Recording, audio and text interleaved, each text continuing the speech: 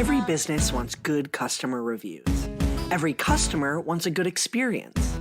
So what happens when both sides click? Or in some cases, when they don't? From Yelp and Entrepreneur Media, this is Behind the Review. Behind the review, dig deeper too. Behind the review, get all the news. Food, flowers, fixing, make business boom. Behind the review, dig deeper too.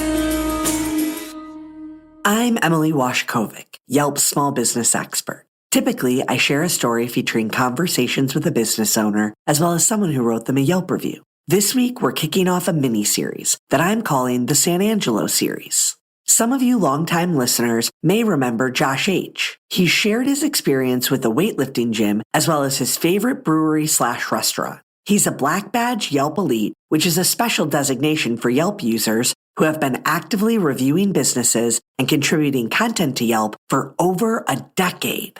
Josh loves finding local gems, and even more than that, he loves getting to know the staff and the ownership. He wanted to do a series of interviews to shine a light on the incredible businesses in the San Angelo, Texas area.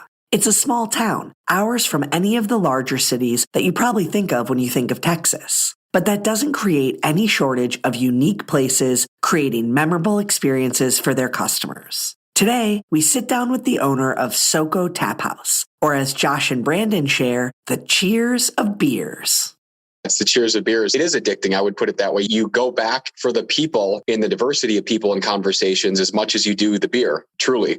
I would describe SoCo Tap Room as it's very simple and straightforward. It's welcoming as soon as you come in, because as you come in the entrance, you've got all the seating at the primary bar area, which is just this long area of seats. And you just immediately are welcomed by the regulars as well as the bar staff, which are always familiar faces. And they usually know you by first name. They welcome you in. It's dog friendly. So there's always a few friendly dog faces that you see when you come in too. They'll give you a glance and a smile. It's not like a glance and a who is this? It's a glance and hey, Tim, hey, Carol, how are you type thing. And you just see repeat faces every time. You're instantly welcome there with conversation as well as good beer. It's a very homey type place, I guess I would say. You feel like you belong there type thing. It is not a huge place, but it doesn't need to be, because even when it's busy, it's got a good positive vibe to it. And it's never so busy that you're shoulder to shoulder or anything like that, or you're not going to get served quickly. I've heard other people say it's kind of like this Cheers feeling. You go there a couple of times, everybody knows your name, and you're going to see at least a couple of familiar faces every time you go in, and you're going to have good conversation there. So just that welcoming hometown atmosphere as well as good craft local beer is what you're going to find there, as well as some bigger names too. But as somebody who's a picky beer drinker, which I absolutely self-identify as a picky beer drinker, they've got ciders, they've got kombuchas, they've got light beers, they've got dark beers, they've got barley wine. What else? And local to Texas, as well as some of the bigger names, it is definitely more Texas oriented, but there's something for everyone. I tell people if they say they're not a beer drinker, I'm like, you haven't been to SoCo and you haven't tried enough to find that something that fits your palate. So just all around great place to go for people and beer. Brandon, with that consumer perspective, what holes would you fill if you were to describe to someone the elevator pitch of who you are and what you guys do? Josh hit it on the head. That is SoCo. It's warm. It's inviting. We've got the reds, the yellows, the smorgasbord of random assortments on the walls. We've got tap handles from beers of the past and beers of the new. I have a can up there from Billy Beer from, is it Reagan's brother or Carter's brother? I've got so many cool collections. It reminds you of somebody's house, like their little shack in the back, a little pub where everybody comes and gathers in the neighborhood and you hang out and you drink a few beers at the end of the day, talk about your problems in life and you talk about the successes in life. And everybody comes from such a different background and it's such a unique feeling. I get goosebumps talking about it every time because it's such a unique place. It's something weird that we've created that no matter how diverse you are and how different you are than anybody else, everybody comes there and we all have our little quirks and we all talk about our problems and we all get along so well. And it's like the cheers of beers when everybody just knows everybody. And if you're not a regular, I can assure you, they get to know your name and everybody starts talking to you. The regulars will bring you in and they'll welcome you with open arms. It's a great place. And it's right on the corner of downtown San Angelo. So it's got a sweet little patio on the outside and we're on the corner of all the traffic, all the shops and everything. So people always see us there. They come by, lots of foot traffic. They interact with a lot of the unique knickknacks that we have in the inside, as well as the murals on the outside, and our artistic tables and stuff like that, and the wood everywhere. It's a very unique place. It's one of those things you got to see it to believe it. I need to know how you got started. Was this a family thing? Did you always want to own a tap house? How did you get going? So SoCo opened in 2015, March of 2015. But before that, there used to be a place called Joe's Brewhouse. And it was one of the first craft beer places in all of San Angelo. And I used to be a regular there. The bartender at the time was Mark. He was my really good friend. Mark still is my good friend. Got to talking one day and I'm like, hey, man, you understand business and finance? Why don't we start our own bar? I said, that's a good idea, man. So we kicked that can around for about a year and a half. And then eventually Joe's Brewhouse came available and the guy wanted out and just said, hey, guys, I'll sell it to you. And we said, man, this is a great dream. So Mark and I approached his dad with the business plan, Mike. And Mark and I teamed up and renovated the place a little bit, made it a little bit more friendly, inviting, and opened the doors in March of 2015 to one of our longtime regulars who was our first customer, Mr. Mickey. And I'm sure Josh has seen him around there a time or two. Mickey's been there since day one. He's a wonderful regular. And then since then, our motto has always been bringing beer back to the people. Because at the time that we opened, a lot of craft beer places were taking advantage of people. It was the new hip thing. And so you could get away charging $9, $10 for a pint. And keep in mind, this was 7 years ago. Like inflation's happened. So it's a lot more expensive now, obviously. We decided we didn't like that. So we started with a pretty simple model. It was $4, $5, $6 a beer, man. Come on in, hang out, let's chit chat. We weren't in this to make a whole bunch of money. We're in this to have good times and good vibes and start something different.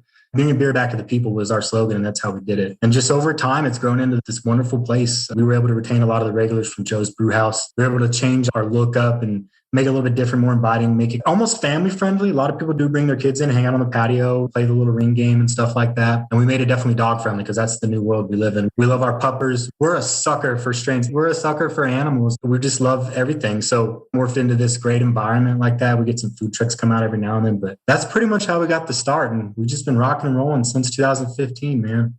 You've spent time in business both before and quote unquote after the pandemic. You've lived in both worlds, right? I don't like to talk about the pandemic too much, but I would like to hear about what you did to survive as a small business when so many had to shut down. It seems like your customers and your community really helped. Are you back to what you'd call a more regular amount of business now? We still live in a world where people are scared to get out some a little bit. We haven't returned back to 100%. That I know. We're more like 90. We were able to navigate the pandemic pretty well. So the way the state of Texas works is there's a unique license called the Brewpub license, which we actually have. It affords us the ability to essentially sell off premise. So we were able to sell packaged beer to go. We just couldn't have anybody in our establishment. We were lucky because technically our patio wasn't classified as our establishment. So people could come and buy to-go beers. I could open my front door and they could sit outside on my patio or the pavilion and everything, hang out and have a beer. And there was really nothing that anybody can stop them from doing that. And so our regulars figured that out really quickly. And they came by their normal days. We just handed them a to-go cup of beer out the door and they went and sat down and hung out. We were able to fortunately retain our employees through most of it. Obviously, our sales took a hit and we weren't 100% where we used to be, but we were able to keep the doors open, so to speak, keep it moving by having that unique licensure and being able to sell stuff outside of the building and sell it to go really. When a lot of other bars and beer places in Texas or in San Angelo, to be specific, really couldn't. So I think there was only 2 or 3 of us that were actually open the whole pandemic, and we survived by the luck. But hey, we did pretty good in it. We're happy to still be around. We're hoping to get back to 100%, but we're better than we were 2 years ago. So that's all that matters. One of the cool things about SoCo that I like, that again makes it unique, is speaking about the structure and ambiance of what's there, is that there is like vintage everything all over the place, from Route 66 and things from decades ago, in beer cans from decades ago, bottle tops, coasters from different breweries that have been through there at some point. Very throwback, very rustic. And I don't mean that in an old way, but just rustic, like old school. The vintage stuff, the memorabilia that's up there, the signage, neon signs, that kind of thing gives it its own. You're going to find something when you go in. The cider /sour Saturday was my favorite. But correct me if I'm wrong, Brandon, but it's bring your own food. There's usually a food truck outside that partners with them most days of the week. But if you have your own food, you can bring it in, which I like, because sometimes I'd want to eat dinner or lunch with my meal, whatever it might be. And I can throw it down with a good beer or a kombucha too. And most other places don't allow that. You're going to have to eat their food on their menu if you have it. Whereas here, you bring whatever you want, eat on the patio and have your beer with it, which just gives you more latitude with you come there and how you spend your time there, when you can actually bring in your own food too. And it does help. You can bring your own pups also. Yeah, you can bring your own food. We provide food sometimes. We'll maybe buy pizzas here and there. We do partner with food trucks. That's absolutely correct as well. And speaking of the vintage stuff, have you noticed on the top behind the bar wall that there's actually, those are real steins from Germany, like way back. Yes. They're actually from my business partner or previous business partner, Mark's grandfather, who's from Germany. And there's actually the plates up there and everything too. 100%. Okay, I noticed that they were all looked like authentic steins because I lived over in Europe and that was a big thing there. And I've told my wife and everyone I brought in there, I'm like, I would die for one of those steins. I want one of those steins right there. Now I get the backdrop on that. Yeah, they're authentic and they're family heirlooms essentially. So they're pretty unique and they've been hidden away up there as you notice all the other bottles that accumulate over the time. So you have to look for them a little bit, but they're there and they're authentic. So it's cool, man. But yeah, the vintage stuff is really unique. That is really cool. That is really cool. And Josh and I are both from Wisconsin. So, of course, Josh, we've done 2 episodes together that are breweries. I just realized that today. I was like, Josh and I have done 4 episodes together and 2 of the 4 have been breweries. Whether we wanted to or not, beer is a part of our DNA. We can't do anything about that. That's how it is. It's so true. But when you talk about the old cans and stuff, it just takes me right to the lake house town that my family is in. And there's 3 bars, like all right across from each other. And they have the coolest different collections of old school stuff. And you go and compare the old Hams cans and stuff that's been like pulled from the bottom of a lake and just random stuff. Old school like Pearl and stuff where you had to peel the top off and not just the pop thing. Man, funny story about that one time. So we had a Billy beer that was up on the shelf it's unopened. So this guy and his friend come in and it's a Saturday afternoon. I remember this like it was yesterday. It was about 2 or 3 o'clock. And they were asking about the old cans. And I'm like, yeah. I was like, one is actually full. And the guy was like, listen, dude, I'll pay you $100 right now. And I want to drink it. And I'm like, dude, there's no way that's good. That's 40 years old. And I was like, no way. And this guy, I kid you not, gives me $100, takes this beer and he drinks it in front of me. I'm like, dude, no, that's so old. He wanted to do it because of the nostalgia. He's like, I've never done this before. I've seen them live back in the 80s and I just want to just peel this open and drink it. And I'm like, props to you, man. Yeah. Oh my God. Yeah. Was he able to stick around for another pint? Yeah, it was totally fine. It was totally fine. Yeah. He was there all afternoon.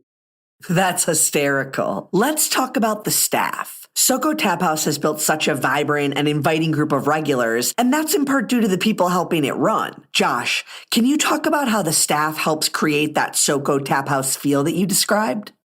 The feeling you get when you're in there at SoCo, it does come down to the staff because they help to sustain and maintain that vibe that I think Brandon is going for when, he started this. Brandon, but Gavin, she was awesome. She was just great. She embodied everything that SoCo was because she was one of the people. She's a San Angelan. She's one of us locals that has lived there most of her life. She knows the town, the city, the people, the vibe, the likes and the dislikes. She knows the gossip and those kinds of things. And she helped to foster that. And she was the kind of person that as soon as you walked in, she again, hey Josh, how you doing? Good to see you again. Whoever it was made sure to call you by your first name and she knew what your favorite beers were. She could even remember details like from 2 weeks ago, by that way, that sour's back in today. And I'd be like, oh, you remembered that. That's awesome. I'm going to get that today. I haven't seen her for a while, but anyone else that's been in there, whether it's a one-off, like a new face or some of the new people I've gotten to know in just recent weeks and months, they foster the same attitude, that same character trait of keeping that togetherness of people where they just casually engage in conversation at the bar. And then but the people at the end of the table, next thing you know, you're on their discussion about movies. The people next to you, you're talking about something political. And then the people 3 over, you're talking about some new thing that came out, cars or vehicles or motorcycles. Doesn't matter who it is, you could just jump in with conversation with anyone. And it's just so welcoming. And it just naturally happens because that's the kind of people that go there. That's just what's built into the fabric of SoCo. And I think that's really pretty cool. And the staff help support that, but it is just part of the attraction, like you said, that comes in the door. Yeah, a lot of that is a staffing choice. And so we try to find the best people and we don't have a lot of turnover. In fact, the people that work there have worked there for a very long time. They've been dedicated and loyal to us. And Devin still does work there. I said Gavin. Yeah, no, Devin, good, my bad. Yeah, it's Devin. So Devin still does work there. She's had some stuff going on though, so she works a lot less. Oh, good. I thought she was gone. That really makes me very happy. She's still there. Yeah, Devin is a staple. And in fact, Devin started out in the craft beer community. And she worked at Joe's when it was Joe's before SoCo in 2013, 14. When my business partner, Mark, stepped away, we were very fortunate to get Devin to come on board and help us change and remold and make that structure again into what it is today. And she's been an integral part in all of that. And it does start with, like you said, Josh, she remembers your name. She remembers what beer you say. Like, she can say exactly what you want. What are you feeling today? I got this, number 12, this beer. You want an IPA, you want something nice and fruity, flavorful? Got you here, got you cider. Like, she's very good at it. She's the best in town at craft beer. She's one of the only cicerones, I believe, in San Angelo. So she knows her stuff. Okay, that does not surprise me because she knows beer inside and out. And so that's a big thing too about our staff members is we try to pick the people that love craft beer, because if you come into the place and you want to work there and you don't love craft beer, you're not going to exactly have the greatest way of interacting with the people, with the bar regulars, talking about beer or giving them something good to drink. Because coming in and being greeted with a good smile, somebody telling you your name or remembering what you like, that interaction, it hooks you from the beginning, right? As a consumer, as a customer. Yep. You no longer feel like a consumer or a customer. You feel like a guest in our house, in SoCo's house. Our job to make you hang out and feel even the most welcome. And that's find you a good beer that we know you're going to. So it's almost as good as sitting on your couch at home after a long day of work and cracking a cold one. We're going to make that feeling exactly like that at SoCo. And that's what we try to strive for. And it starts with the people too, not just the atmosphere, but you're right. Absolutely. They are wonderful and welcoming. And that's why we really try to make sure we're very stringent on who we hire. So Brandon, just to expand on it a little bit, can you talk about hiring and also like curating that culture? Obviously it's a fun place to be, so I can see how the employees are happy, but like they are working. So there's something that has to do with the way you lead or maybe like the vibe that you want them to carry out that kind of influences that culture that you have. I think it starts with how I train or how we hire managers or we look for in people, right? I was very fortunate because I've spent my long time in customer service and bartending and restaurant industries. I was very fortunate to be corporate trained. I understand a lot about how to be successful with customer service and how to be successful with the right way to approach things and the wrong way to approach things. And we look at it like that when we try to hire people is how well do you fit? And one of the things we do before we hire somebody is we say, hey, we want you to come in and bartend a couple of times or come in and hang out. We'll tip you out. You're not going to be employed, but we'll tip you out. See how you mesh. And then we get feedback from our regulars. What'd you think about them? So what were your thoughts? And then we evaluate them and go from there. I'm going to say it's non-traditional hiring kind of standpoint, but obviously we do our best to make sure we're equal across the board for everybody. But we've got to find that right fit for us too, because at the end of the day, for us to be successful and for ultimately that bartender or beer tender to be successful, they've got to fit in too.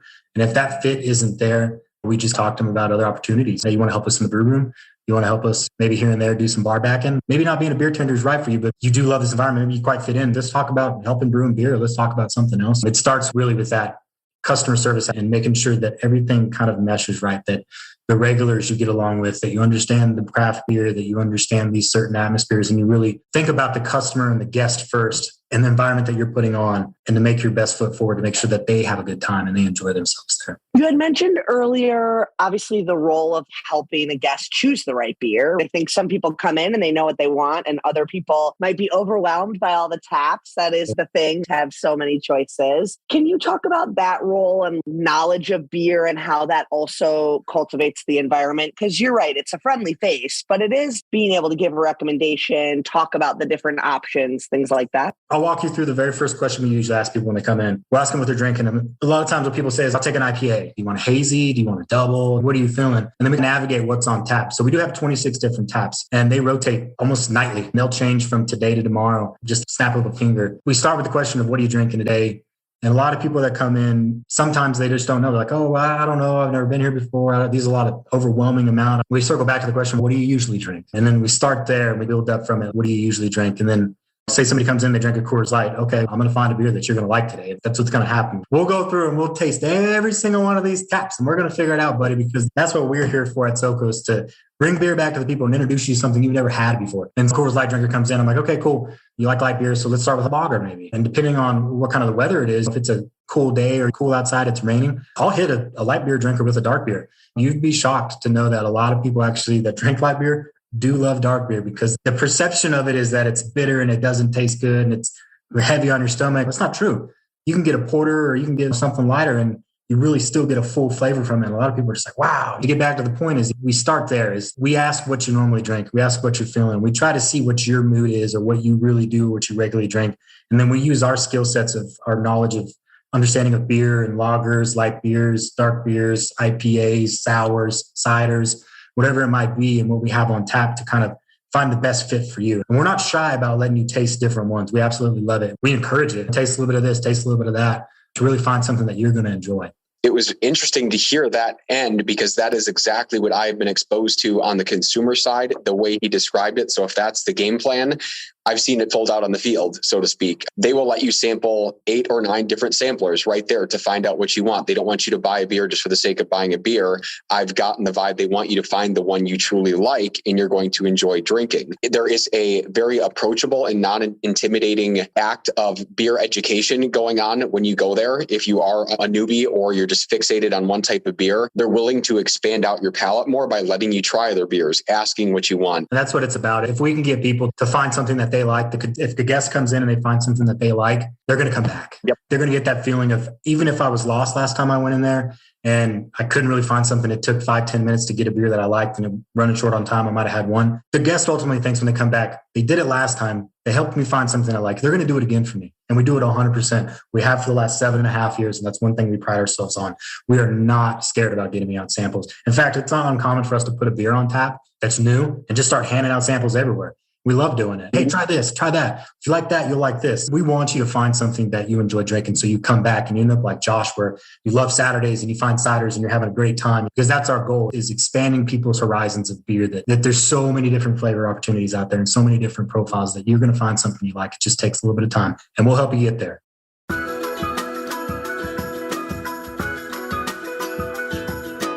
Here at Behind the Review, we know how important your team is. The best staff members provide amazing customer experiences and spend time uplifting their colleagues. You can show employee appreciation through the systems you implement at your business. With NordPass Business, you'll save your team time and energy. They'll be grateful and able to focus on what matters most. NordPass Business is a platform where your company's digital wealth is managed. It allows you to safely store and access your online accounts from anywhere and make payments and purchases without delay. With the ability to share digital wealth between teams, collaboration will be easier than ever. And when you need to add or revoke access to accounts, you can do so effortlessly. See NordPass Business in action now with a 3-month free trial at nordpass.com/behind the review. Again, that's nordpass.com/behind the review. Use code behind the review for your 3-month free trial. That's BEHINDTHEREVIEW for your 3-month free trial.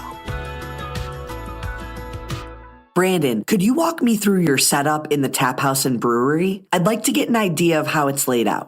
So if you were to walk in the doors like Josh was describing earlier, there's a long hall, like a long bar. And on the backside towards the windows going out towards downtown, there's more like a bar top. And then right off to the right side of the bar top, there's this little brew area. And actually, we're moving in the back now, but it's right there. It's not a huge system. So we're not really a brewery. I guess you can call us a microbrewery or a brew pub, classify. We have a 3-barrel system, and it's nothing fancy. It's nothing to write home about, but it makes some good beer. It's in a small little room, and it's incredibly hot when you're brewing beer. Like I said, it's a 3-barrel system. So we don't have the ability with only one fermenter to put a lot of output out. Yet we believe in quality, not quantity. When we first started, we were doing quantity, trying to expand, trying to have a lot of taps. And we discovered very quickly that we were reaching too far. We had a lot of beers that we put out that just were not good. We weren't happy with our product. So we took a few years off of brewing, actually, probably about 1.5 years, and revamped our system, replaced a lot of parts, refined our process. And at that time, I brought Dave. He's one of our brewers, and he works at the military base, and Dave's been helping me out. He's got 20 years of experience, and he's doing a lot of brewing now since I've been in and out of San Angelo, but we really started focusing on quality and using new techniques. And we've been putting out a pretty solid amount of beer. Any given day, there's anywhere from 2 to 5 of our beers on tap. And they're usually all really good beers. Anywhere from lagers, IPAs. I think we've got a watermelon cider on now too. We figured out how to do a little bit of ciders, dark lagers. We've also experimented with some Hefeweizens and stuff like that. But for the most part, we brew what we like to brew and what we think we can brew good. We just try to keep it quality, not quantity. And it's our motto. A brew day, just to brew, takes us 10 to 14 hours. Then you're talking about you got to clean kegs, you got to carbonate, you got to do all these other things. So total start to finish time before that beer gets on tap, there's probably 26 to 28 hours worth of labor that goes in to get them done. But we do everything there. We ferment it, we carbonate it, we brew it, you name it. We got kegs in the back. I think we got 70 or 80 of our own kegs.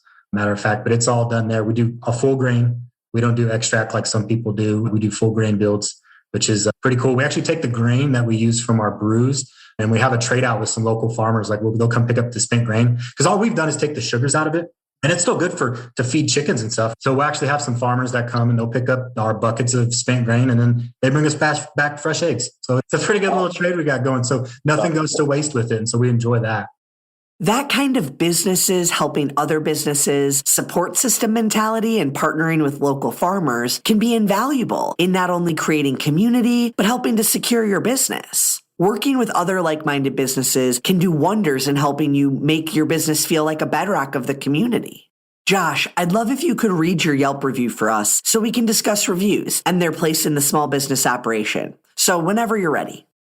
I love this place. Smaller, sure, but with outside table seating, it makes up for the lack of space inside. Bring your own food as you please. Dog friendly as well. Always good local company to strike up a convo with is what you'll find here. The woman who works there, Devin, most all the time is super kind and helpful with matching you up with what you want or what you're looking for. You got to be sure to score their killer weekly specials they have every day of the week. My favorites are the Tuesday flight night, $7, all 4 flight samples, and the cider Saturdays, $4, any pint of cider you want. They always have 4 to 5 ciders running, which is what I love since it's nice to have options to go from here. Overall, a great downtown tap room for beer.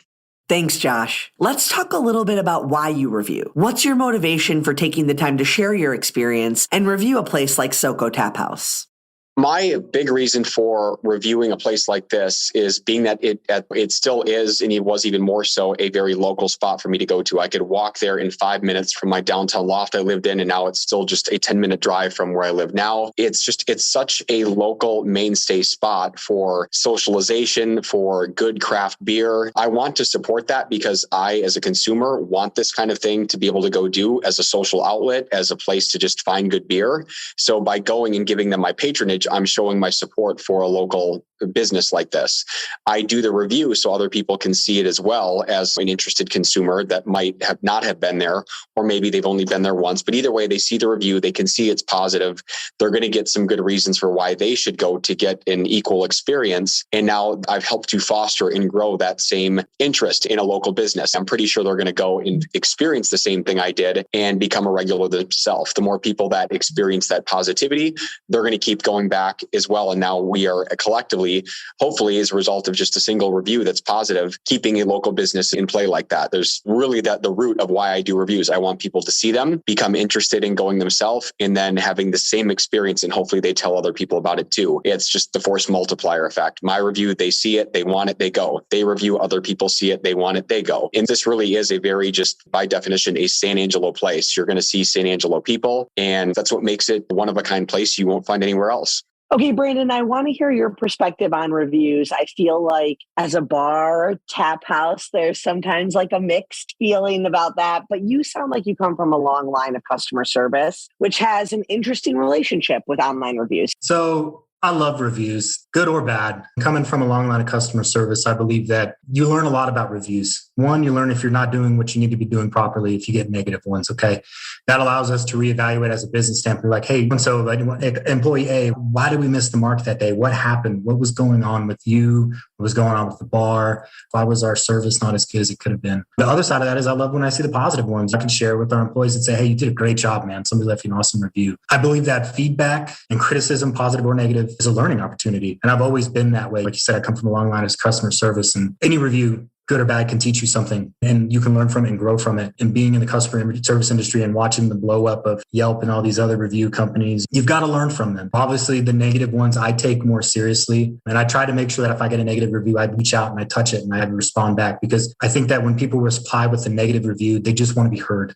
They want to know that they've left their mark, and they want to say, hey, this was bad. And I want to follow up with it. And I want to actually figure out what was wrong. And I want to apologize. And I want to bring you back in. And I want to buy you a beer. Let's sit down and let's talk. I've actually done that a few times. And I've had some people go back and change the reviews. They've said, hey, it might have been a 2-star. I was very upset. But I went back and I changed it to a 3 because the customer service was great. They called, they reached out to me. They tried to fix it. And they said, I'm sorry. I apologize that we had a bad day. That's not every day for us. Come back and give us another shot. I promise you, you'll like it. From a business standpoint, I love reviews, the good and the bad. Like I said, it's a learning opportunity at the end of the day, or it's a praising opportunity. And so I always appreciate them in any way, shape, or form. I think a lot of business owners want to get to that point, but the emotion between a criticism and seeing it as a benefit is tough. Do you have any advice about that? Like, how do you remove the immediate, visceral reaction and look at it as feedback and admit to having a bad day? I think a lot of people have a hard time with that. So I had a hard time with them. Let me tell you why. When you grow a business and you put time and effort into something, it's almost like your child. You don't want to hear the negative things about it. You don't want to hear somebody say your baby's ugly. You don't want to hear somebody say that you're doing a very bad job. You get very emotionally attached to what you've built. And there's nothing wrong with that. Let me say that there's nothing wrong with that. But sometimes you've got to take yourself back from that entrepreneur and what you started. You've got to take yourself back and you've got to say, okay, put your business hat on, take your entrepreneur hat off, take your hat off of what you've built and what you've loved. And let's think about this thing from a consumer standpoint and from a business operational standpoint. And I actually have a rule that if I find myself ever getting into that point, that I take a 2-hour timeout. If I think I'm going to be too emotional about something or a review like that, I pump the brakes, say, give me 2 hours. Let me separate myself. I've got to make sure I don't use the emotions and the love and the care that I have for this place that I built and reply back negatively. Take it as a business learning opportunity and separate yourself. Just take time out, take a few hours, give yourself some time. Understand that it's okay to feel those emotions. It is okay to be upset that somebody is calling your baby ugly or somebody saying that you've done something wrong or that whatever you built is not their expectations. But at the end of the day, you're not going to appease everybody. That's just the world we live in.